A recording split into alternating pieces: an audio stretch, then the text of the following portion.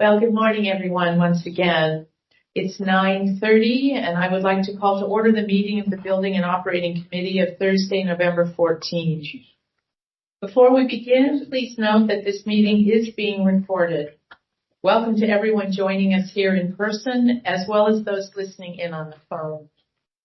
If you would like to provide public comment on today's meeting, and if you have not already done so, please do let Thomas know in the back of the room or Justine on the call-in line know what items you would like to speak on today. Madam Secretary, please begin by calling the roll, if you would. Thank you. Starting with Director Conroy, who's absent. Giudice. Here. Ashton. Here. Parr. Absent. Rabbit. Here. Terrio. Here. Vice Chair Rodoni. Here. Chair Garbarino. Here. And President Cochran. There. Thank you. You have a quorum and you are a committee of the whole. Also in the room is Directors Grossbull, Hernandez, and Hill. Thanks, Almaret. Please do follow along by referring to the page numbers located on the bottom right-hand corner of your packet.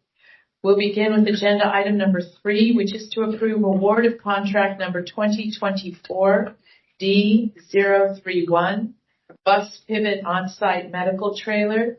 The staff report begins on page 3, and Kelly, hi Kelly, is here to present the report. Go ahead. Good morning. I'm here as Chair said, to present an item requesting the purchase of a medical trailer for our San Rafael bus facility.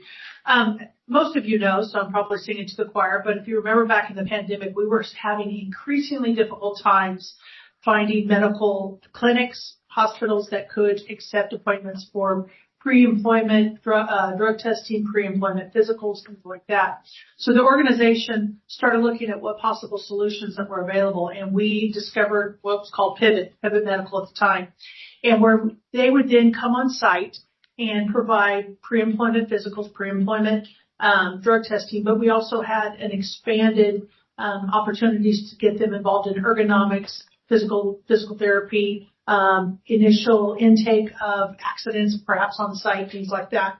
So they came on in 2021, and it immediately alleviated some of those issues that we were having getting employees on board because during the pandemic, we just couldn't get those appointments. We have seen an increased value, and in fact, we probably have recognized more unanticipated benefits to this program than we thought originally. Primarily in 2 ways. Number one is if someone gets injured on the job, they literally just walk out to the trailer. So where there's not a lot of lost time. Another thing is for random drug testing.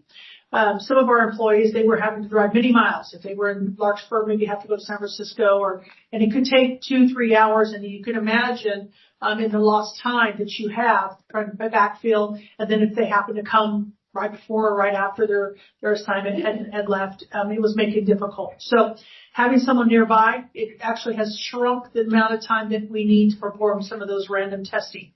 So for that reason, we were looking at maybe trying to make a little bit more permanent location. They were in a very small leased trailer.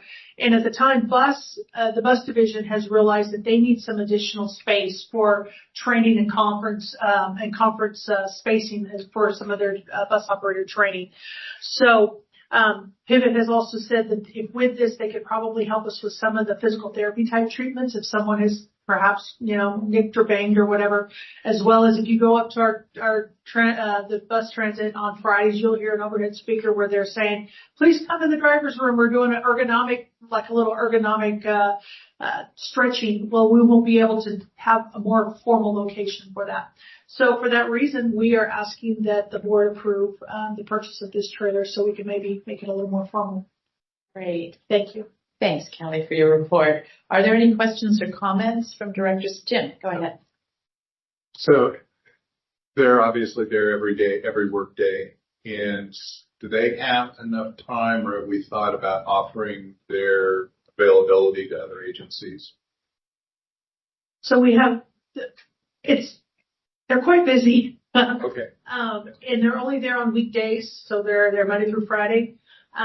So you got to think with an organization of our size, how many different appointments and opportunities they have. So I suppose we could, but I don't think we're in the position right now to be able to expand it. Just curious. Great, thank you. Yes, David, go ahead. Well, this is probably going to show I'm a little out of touch, but is the going price for these kind of triple wide $675,000? So the triple wide is actually about half that price, but that was the price of the project. The actual trailer is $380,000, which Oh, I feel a lot better now. Why is it good or happy? Thank you. I just have a thought. Our workers' compensation insurance company and the broker together supplied us with someone similar to that on site, a nurse, for all of the same reasons. I hate to bring up my example because it's a garbage company, but it's working out very well. But the insurance company is kicking in, so that's just a thought down the road for us here. Great. Okay, that concludes our discussion then on item number 3. But before we take our vote, is there anyone from the public that wishes to speak on this item? We have no speakers for this item. Okay, thank you. May I have a motion on agenda item number 3? So moved, Rabbit. Second. Great. Thank you. All those in favor, say aye. Aye. No opposition? Let the record show that there was no opposition and the motion passes. We will continue on to item number 4, which is an informational monthly report on board appointees on the Meridian. I knew you were going to do on the Sonoma Meridian Area Rail Transit Board. And I'll start off with the strategic plan. Evidently, they heard about Michael's efforts. So here's the 5-year strategic plan for SMART, and I'm happy to share with anyone. I know Barb wishes she was here and not stuck in traffic somewhere, so she could speak to it. But again, I'm happy to share with anybody the strategic plan. We've not had a board meeting since our last meeting. This meeting is early for us. So, David, would you like to shore up my report? That's pretty much my report. Everything is going well Oh, right. on SMART.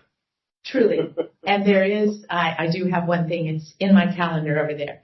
So there is an opening of a pathway, McGinnis Park, on, I believe, the 22nd of November. So the continuation of the building out of the pathway continues to happen, which is good, because honestly, SMART is facing the public vote coming down the road for the continuation of the sales tax, which is its revenue.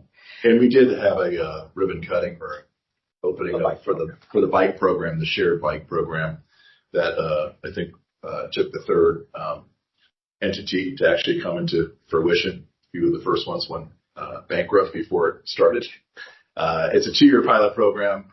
It's at a half dozen, I want to say, SMART stations with electric bikes.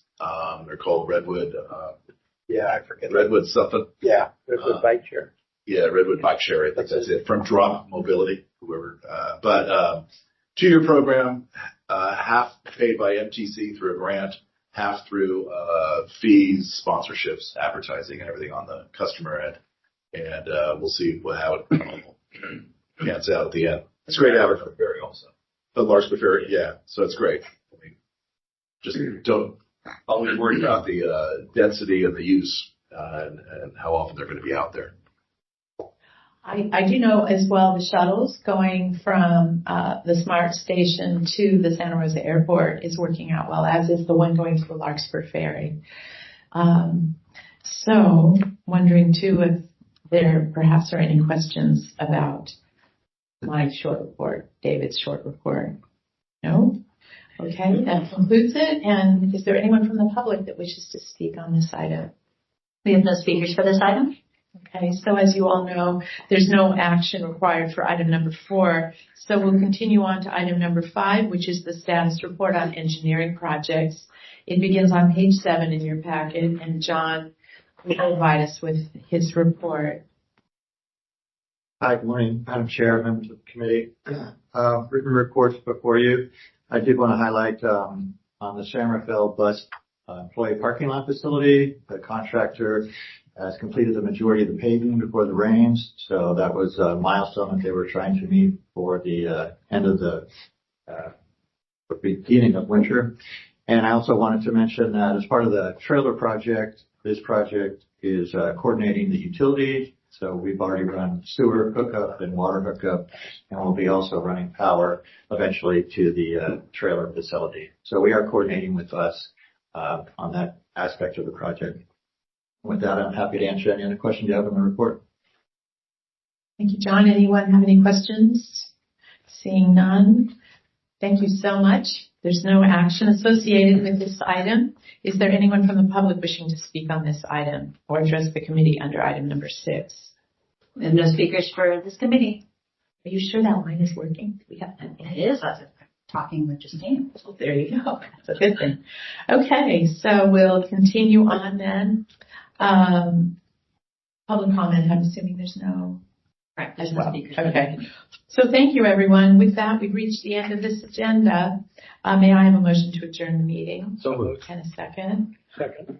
Hearing no objections from that, this concludes the meeting of the Building and Operating Committee. Thank you, colleagues. The time is 9:42.